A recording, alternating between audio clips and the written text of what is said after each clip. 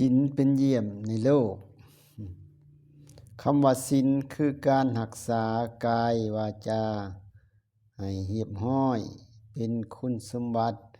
การพื้นฐานของมนุษย์ผู้ที่ ได้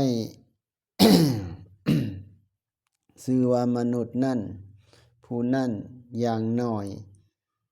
ต้องมีศีลห้าคือบ่ฆ่าสัตว์บ่ลักทรัพย์บ่ประพฤติผิดในกามบ่เว้าตัวและบ่ดื่มสุราเสพยาเสพติดศีลชื่อว่าเป็นเยี่ยมในโลก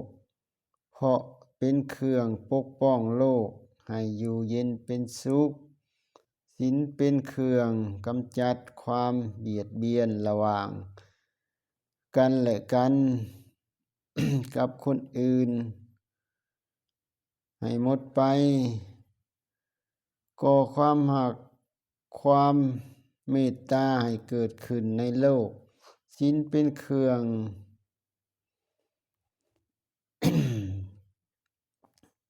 รักษา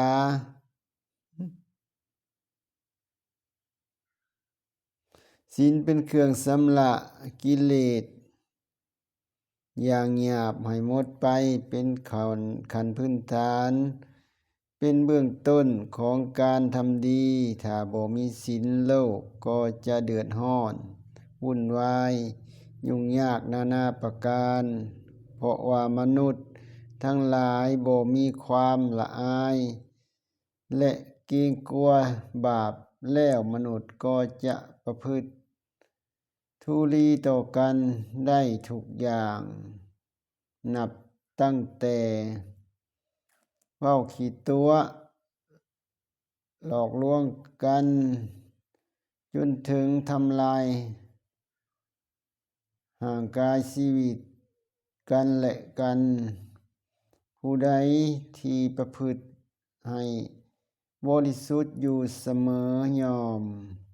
ประสบแต่ความสุขศีลเป็นความดีมีผลเป็นความสุข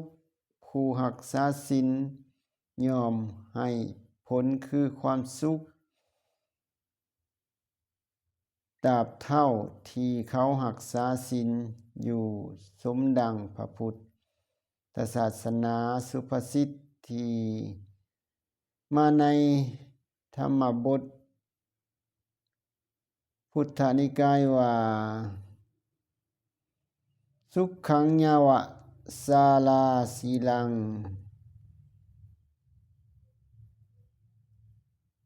ศีลนำสุขมาให้ผู้ใดที่ปรารถนาความสุขบ่ควรละทิ่ม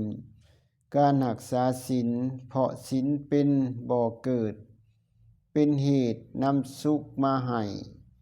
ยกตัวอย่างเช่นองค์พระสัมมาสัมพุทธเจ้าพระองค์เป็นผู้ทรงไว้ซึ่งศีลที่บริสุทธิ์ตลอดพระชนชีพของพระองค์จึงมีแต่ความสุขเกษมสำราญฉะนั้นเฮา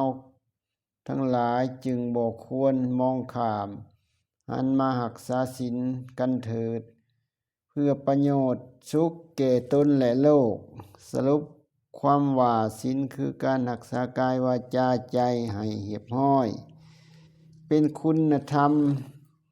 เบื้องต้น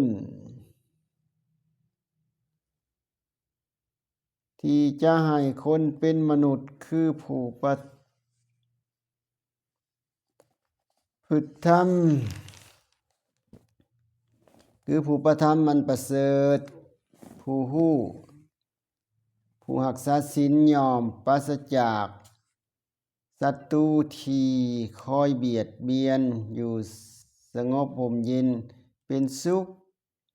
ศีลจึงเป็นความดีเยี่ยมในโลกสมดังสุภาษิตที่ยกขึ้นเป็นนิขบทเบื้องต้นว่าศีลังโลเกอนุตตรังศีลเป็นเยี่ยมในโลก